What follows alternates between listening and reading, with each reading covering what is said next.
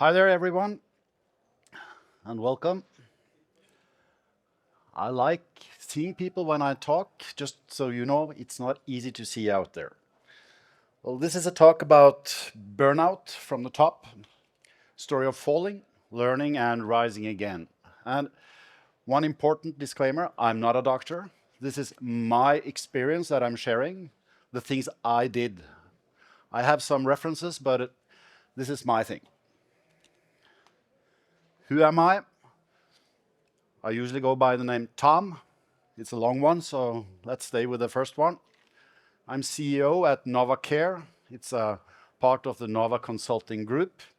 And care is because we provide care to our customers. It's nothing to do with health. My background, I had to try Dali. He helped me. Very similar. 25 years of leadership with about 9 years in the Norwegian Army as an officer. I have both 2 and 3 stars. Okay. Dali interprets it as it wants. And I have been in leadership in the IT business since 2005. So it's been a leader for some long time. Leadership is often seen as a role. You're supposed to be strength, stand in front of people, be somewhat of a superhuman being. You don't buckle under.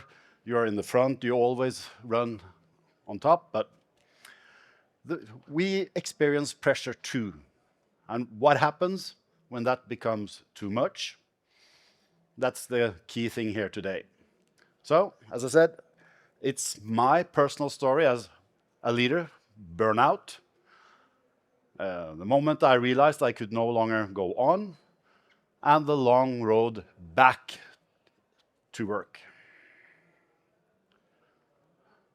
Key takeaways that I hope you can bring with you after this is how can you spot early warning signs of burnout on yourself, or maybe more important, on the colleagues next to you or family or anyone, so you can maybe help someone on the way.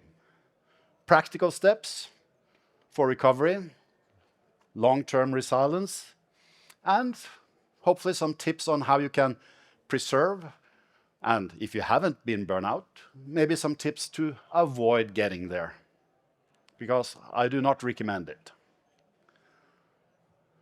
My story started here.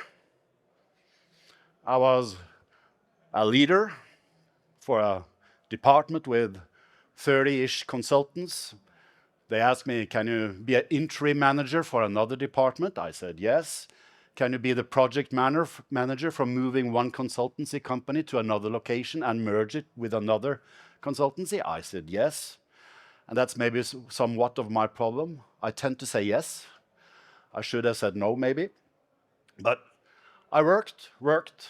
One night, I felt, this is strange. My body is not feeling how it should. So I put on you have gadgets. I put on the heart monitor to check what is my pulse now, and it showed 230. And I thought, okay, this is not good. So I called the doctor. I didn't call 911 or something. I just called my doctor. And he said, that's not possible. So get in the car and drive here.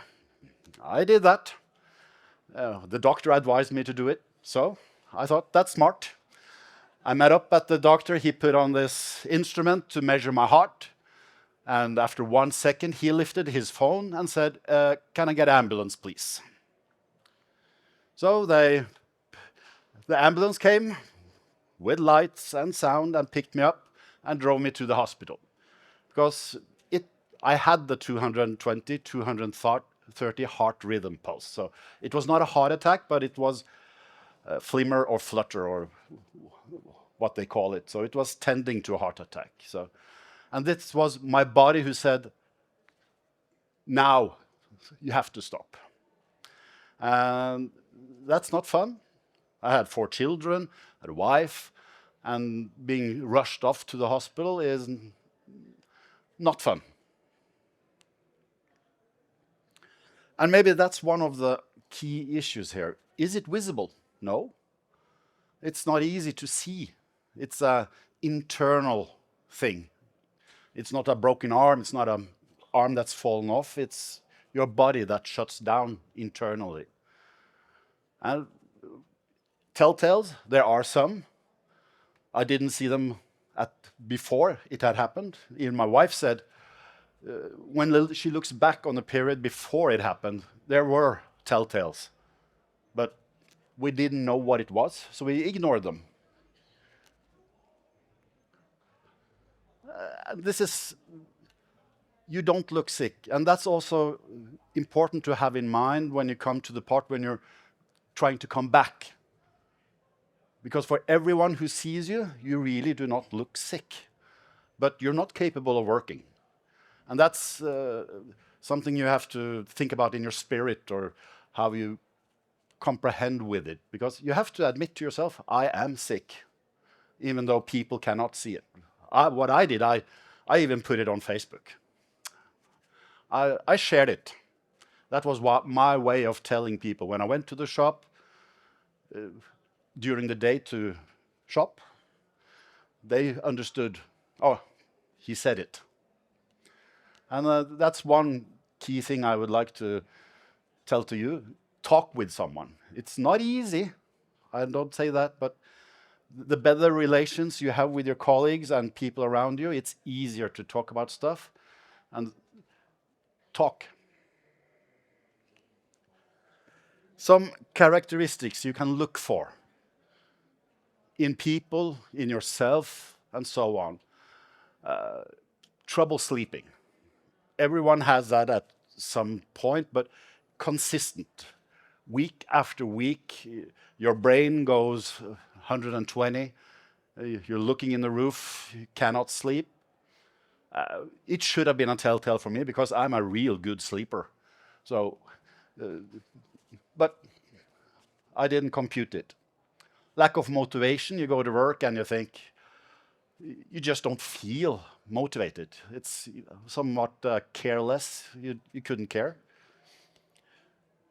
Trouble concentrating, your mind skips from theme to theme, you cannot complete stuff. But maybe the most important thing, what I've seen in other instances is you have somewhat of change in personality. You're not the same person as you were. And so just go to a colleague, say, are you okay? Just do that one thing can help someone when you see this change in personality. It's maybe an early stage or a far stage, you don't know, and maybe something else. Argued with the wife, but just ask the question. Other characteristics, irritated, mood swings. You get angry for anything.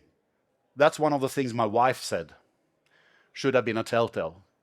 I was pretty abrupt when things were asked at home, when I didn't have the capacity to do something with it. Get the vacuum cleaner, bugger off, and so on, because I usually did vacuum, but the mood was wrong. Social withdrawal, you go hiding because you feel something's wrong. So when a colleague or someone suddenly starts to disappear, they lock themselves up. If they're usually extrovert and suddenly became introvert, some telltales. And stress, overwhelmed, and some people have said they had physical pain. I did not experience that, but headaches and so on. I went from 120 to 0, like that. What causes this? Well, a lot of stuff. Some common causes is the workload. You see the pictures here. Hectic, a lot of stuff goes on. People yelling at you from every side or sending mails, calling, texts. And you bring the work at home. You cannot finish it at the daytime. You sit by the computer at nighttime. The phone. You never log off. Everybody knows this stuff, but I think a lot of us aren't really aware of the consequences of this in the long term if you keep doing this thing. Lack of control, unclear job expectations. What is expected of me in this job? Many of us are very good in putting that a lot wider than you need to. And so, good job. Now you're good. Say some positive things to the people near you, some recognition. We're not good at this, we Norwegians at least, but we can train on this. Other causes, toxic work culture, that's somewhere that is not easy to solve, but the more you are aware of it yourselves, you can do things. You can quit if it's not in your best health to be there. Isolation, perfectionism. The job is, you have to make it 100% all the time. It has to be, when you write code, when you deliver system, I think it's often usual to ask you the question, what's good enough? 100% perfect, that is costly in hours, in work, and in your mind. And we're not all perfect. We all have faults. I have, everyone have. So let's apply that in our work too.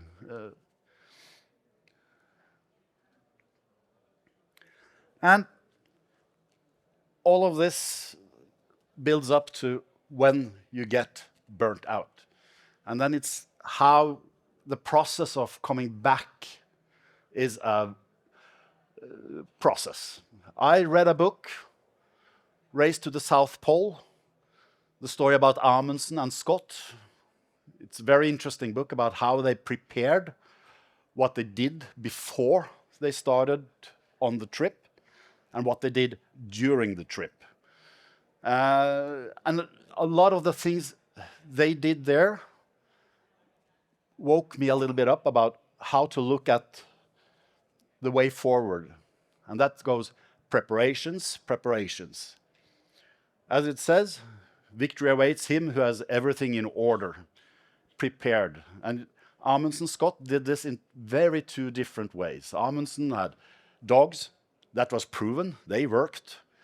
And he had set a distance, the 20-mile march. We go that distance every day. Bad weather, good weather, and so on. Scott tested equipment, horses in the pole, and so on. And in good weather, they walked on and walked on. So when the bad weather came, they were exhausted. And the story is, well, you know the end.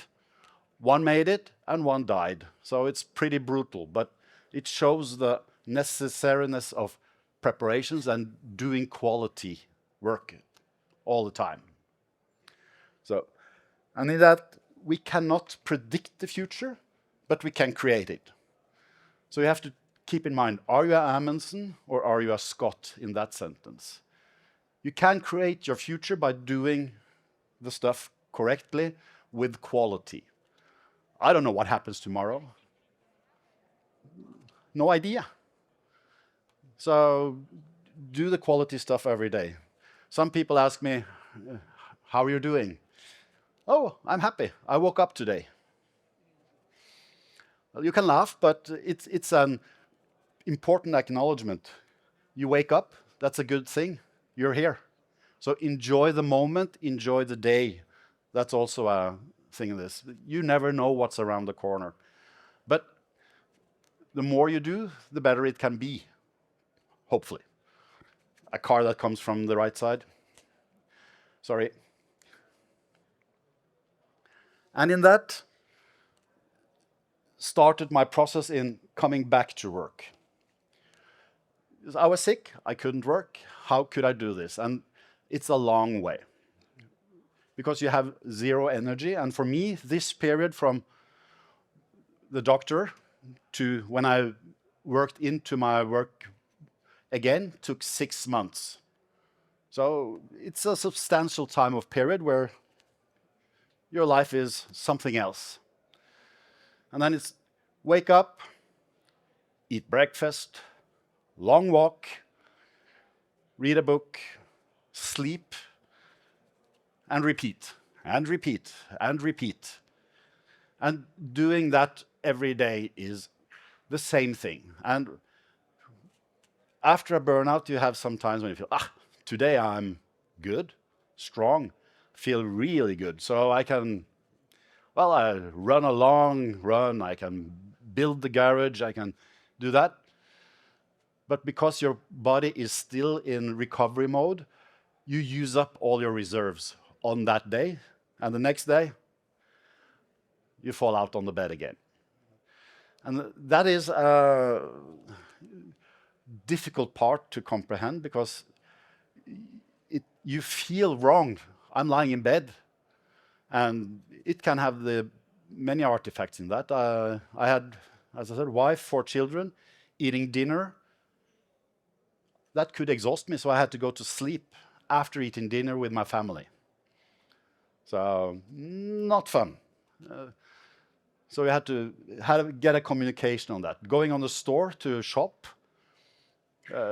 totally exhausted afterwards because just too many impressions on the head. But the more I did the thorough work, I took a long walk every day, -20, pouring rain, in sunshine. That was one of the things I learned from Amundsen and Scott. Just keep on doing. And that, in turn, helped me out of it. And then you have to remember, it will be bumps, ups and downs in this period. And there will be a lot of twists and turns. But everything brings you forward if you keep doing quality work on this.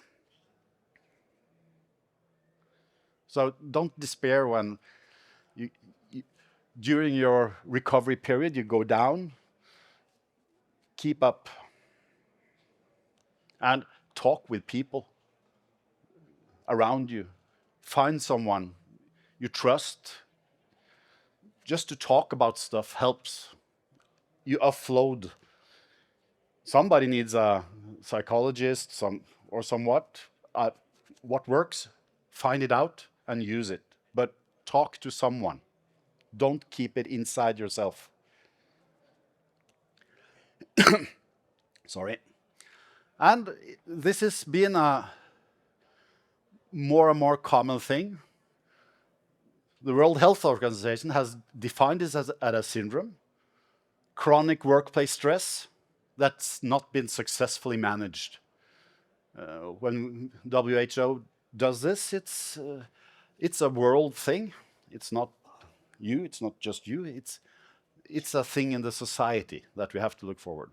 And that's also one of the things why I am here as a leader, is hopefully to create a platform where people can talk about this.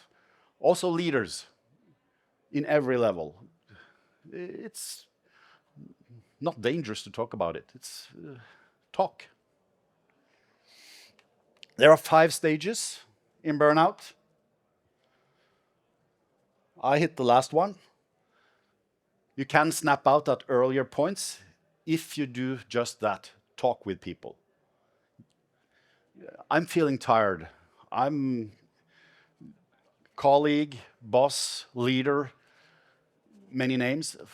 Talk. And you have to have that psychological safety around you, that there are people here that you know and that you can talk with. So building relations is an important thing. At the workplace too. Colleagues. I'm not saying to create families, but you can have very good colleagues and good friends in that sense. And there's many points on the way. Honeymoon phase, high energy, you're really rocking, having fun, but you're tapping out of the battery reserves. Onset of stress, you're feeling, oof, I have this, I have to commit something tomorrow. We have production of a huge customer site tomorrow. You're feeling that stress. And then when it persists over a long time, you don't snap out of it.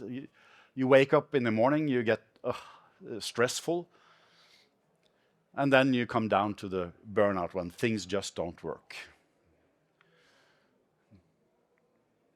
Statistics, this is from Norway, so sorry about that. But in Norway, there's been two large times, 2006, 2016. This is the 5 on top. Physical exhausted, mentally exhausted. You see,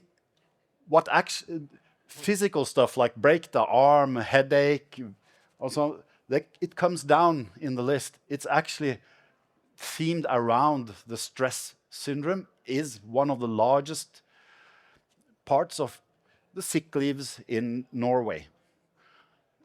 It also computes in the world, but I haven't found any good numbers. There's a lot of papers out there, researchers, they have the same common trend that mental health is one of the key issues for sickness in the work life. But as you see the numbers in Norway, it's pretty high. 1/3 plus.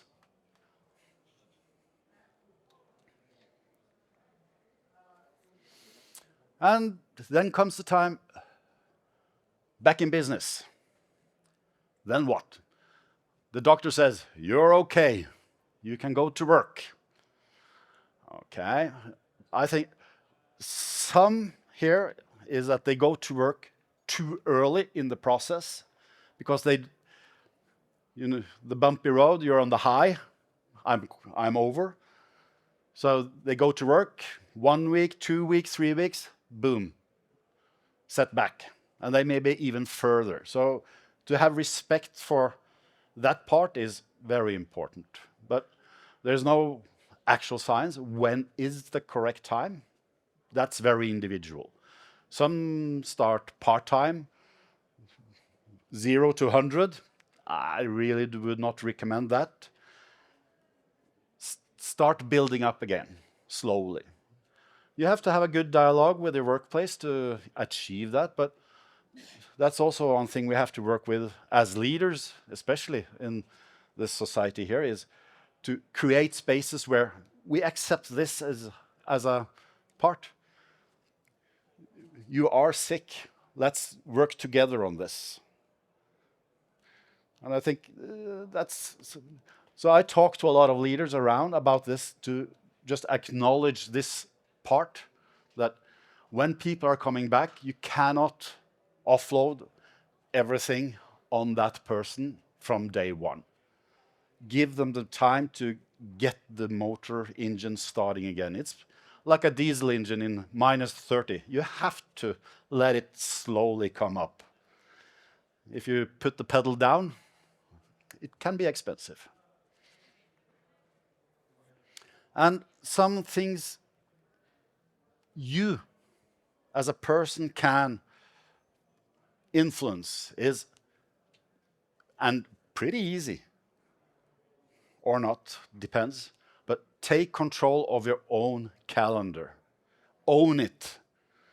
What do you allow into the calendar space? I found out that was maybe one of the key issues for me, to take control of the workload every day and what gets into the calendar. Block off focus time. Fake meetings or what, it's focus time. It's your time. You need it to think. You need it to do work. You need to process what information you've got. You have to prepare. You have a meeting in some time. You have to prepare. But you have to set off time in the calendar. And the easiest thing there is block it off. Meeting, focus time, whatever. Put any words, but distribute it out in the calendar before You get the Outlook meetings coming in, accept, accept, accept, and buff. 8 in the morning to 4 in the evening, back-to-back meetings the whole week. Good luck on that. That works 1 week, but not 2 or 3 weeks. And when you book meetings, travel time, how many of you take that into notice? Back-to-back meetings. It's easy when the meeting rooms are beside each other, you can go out and in, but how are you prepared? My tendency in this is when I went from one meeting to another, I was still thinking about the meeting I left for maybe 5-10 minutes in the next meeting, because you didn't have time to compute what you've just been a part of. And that you're not in place in the next meeting when that happens. So you need the time, our brains need the time to offload and prepare. So I tend to, when people call me in, it's much easier if you have blocked up time. Because people look in your calendar, oh, he's free. Boom. Oh. So, but if you take control of your calendar and put in stuff that helps you, it makes it easier for the people around to comply with your thing. And the travel time, meeting in 2 places in Oslo, well, it's not possible back to back. It takes time to move from A to B, so put it in forehand, because the people looking in your calendar, they may not know where the meeting is.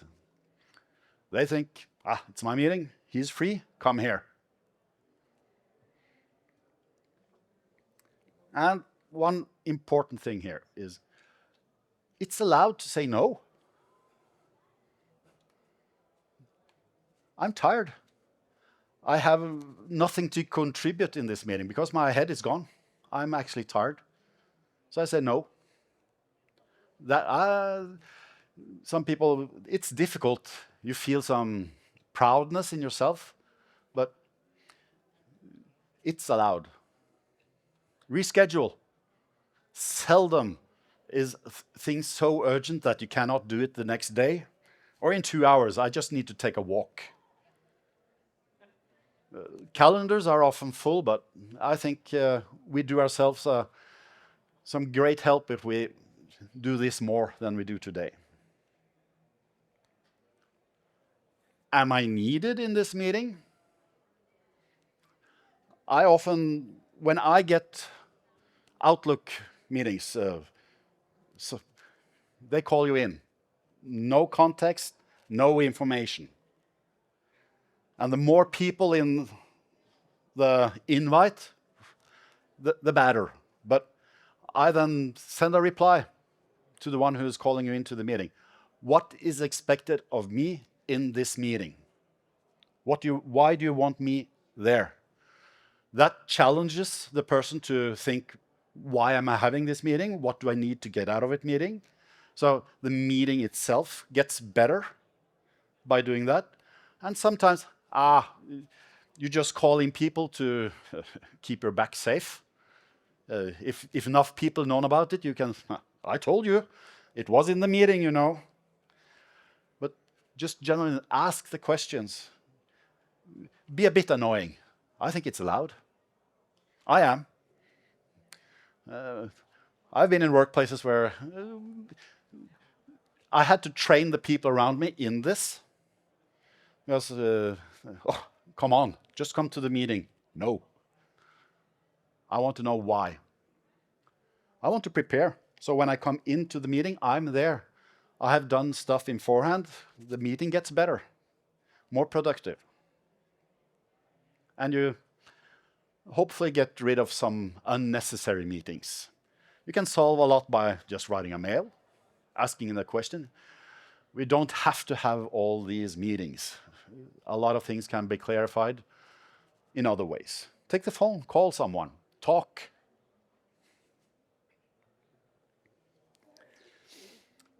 Some tips in the everyday life to keep yourself in balance.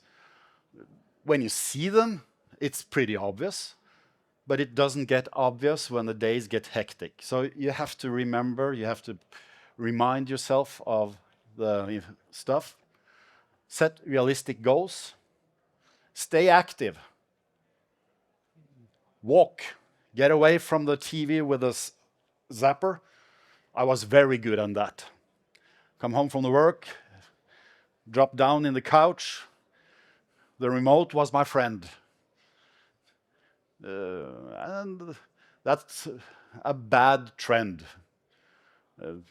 Some get physical reactions, as I can say. Standing here today, I'm 40 kilos less than I was some years ago. It gives you the opportunity to build your batteries up by being active. Walk and walk. You don't have to run long distance or anything, just keep in movement. And it's a great way to freshen your mind. Prioritize sleep and rest. Look at the clock. Oh, it's 10. Go to sleep. Go to the bed and sleep. Rest. And again, I repeat it again. Prioritize exercise. That's the best thing that worked for me. When you take a long walk, 1 hour, 2 hours, 15, 16 kilometers walk, it gives your brain food and helps you get fresh. Learn to say no, as I said, and maintain balance. But no is an important word to learn. I said yes, yes, yes, and that, yeah. In the end, it took many years. But in the end, yeah. Charge your batteries, find the spaces where you can do that. I found mine. That's in my cabin in the mountains, by the fire, just sitting there, hours, maybe something good to drink, and look into the fire. It's you feel the brain couples off. That's what works for me. You have to, but that's very individual. Read books, music, concerts, find the spaces to just be alone. My wife doesn't like this. She likes it when I do it, but she doesn't want to be a part of it because she doesn't compute with the fire thing. I think, but just looking at the flames, pyromanic, no, it's soothing. Just because your brain couples off. And in that, more important thing here is, how's your workspace?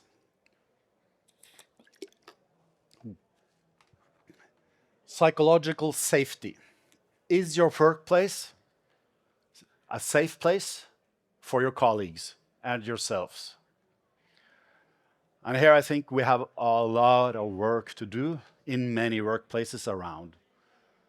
We have come apart, but still having safe places where you can talk about stuff like this, where it's acceptable to offload and talk about stuff, maybe not even work-related, but to get relations going. And that is about building a culture. That takes time. People-centric culture, where we trust each other. We know what I tell you stays between us. We speak up. This is wrong. Is this the best idea? We have a space where that's accepted. It's not just one person's thoughts that's the right thought. I tend to say, when I can argue a little bit with my colleague, the result might be better. But to have that space where you can argue, you have to trust each other and have a relationship where that is okay to do.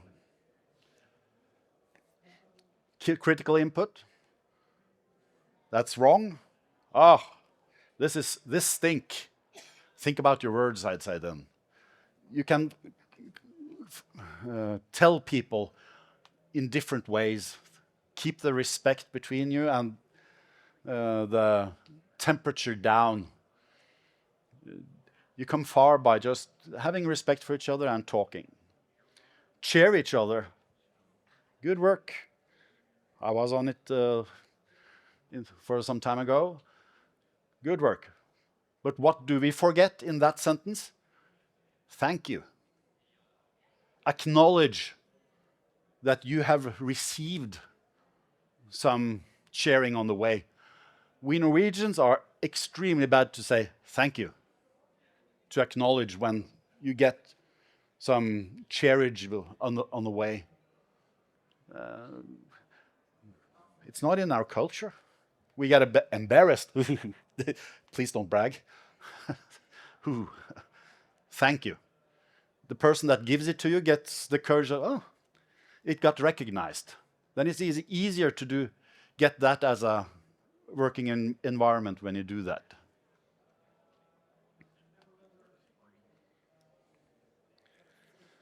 And in that sense, I also like to point to another book that I read that I think has a lot of takeouts in this thing. It's Great by Choice by Jim Collins. He has a lot of references to Amundsen and Scott and the 20-mile march. And that's put in sense with building company structure. Long-lasting quality over time. Don't jump after the fast money. Think long-term. Build on quality, day by day. Oh, 100 kroner more for the hour on that one. Oh, we jumped there. Very good for 3 months maybe, but is it long-term sustainable? And greatness is not a function of circumstances. Greatness is largely a matter of conscious choice and discipline. Are you Amundsen or are you a Scott? Prepare, do, and focus. That's the key thing in that book. So it's a very business-wise book because it's built on a lot of research among a lot of companies. But the trend is pretty like Amundsen and Scott and is computable with mental health. Keep on the proven path.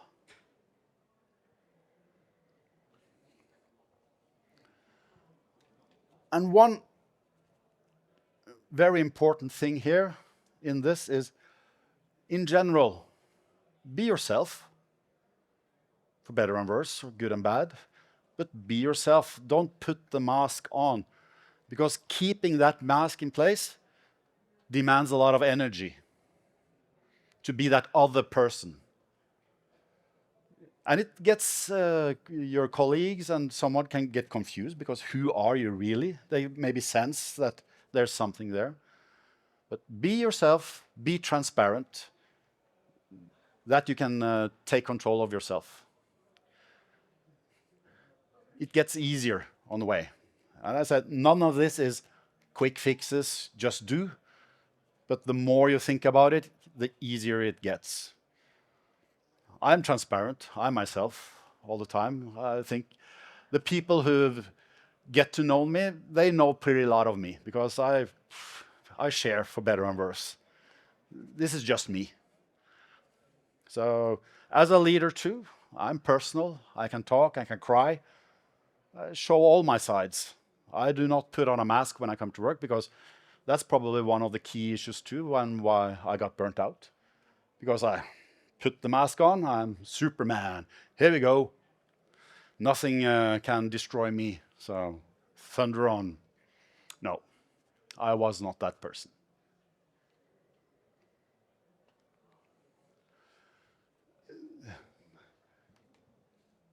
I would like to see if, are there any questions here that you're wondering about? I can't see anything here. Yeah, You mentioned the honeymoon yeah. stage. How to differentiate the honeymoon and the real motivation? It's really hard How to difference the honeymoon stage from the real stage? from the real motivation. Yeah, You might be not easy. Not easy at all, but it's when you exaggerate something, you put more into it. And as I love Simon Sinek in that sentence, always ask why and start with why. Why is this? Why am I doing this?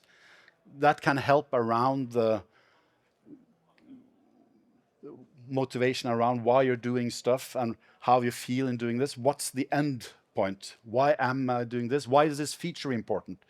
Oh, ask the customer. Terrorize them with the question, why? To narrow things down to what you really want. My best suggestion there. Anyone else who dare speak up?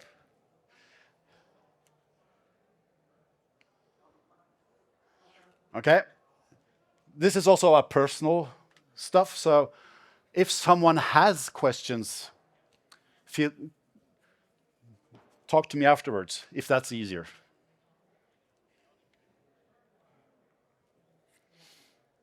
I'm available. I'm talkable.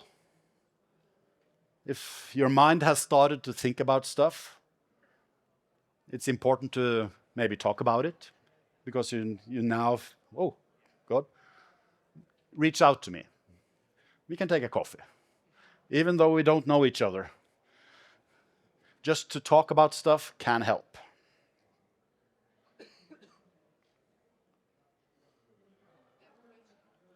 Yeah?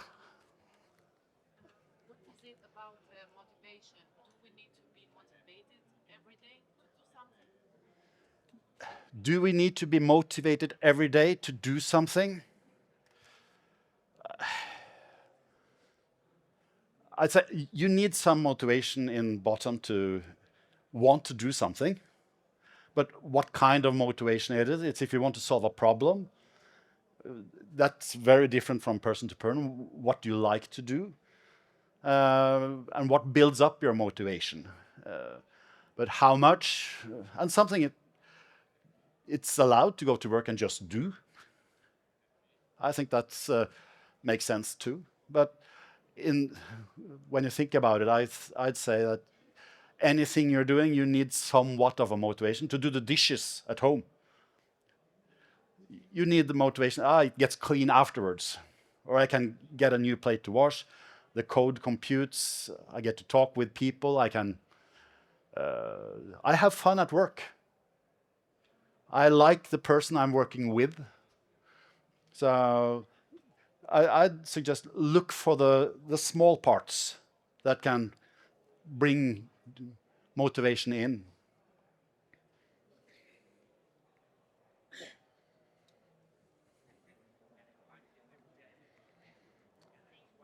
Once again, as I said, I'm transparent. I share stuff. I've written my story on the blog, LinkedIn, Facebook, everywhere where it is. It's out there.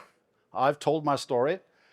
As my wife says every time she sees and reads it, oh, I've forgotten how bad we had it when that was, but it's a good reminder. And the more I share, the more I talk, maybe the more spaces we get around, the more leaders I can get to wake up. I think we have a little job on the leadership side amongst the leaders to acknowledge this space, to talk with and share.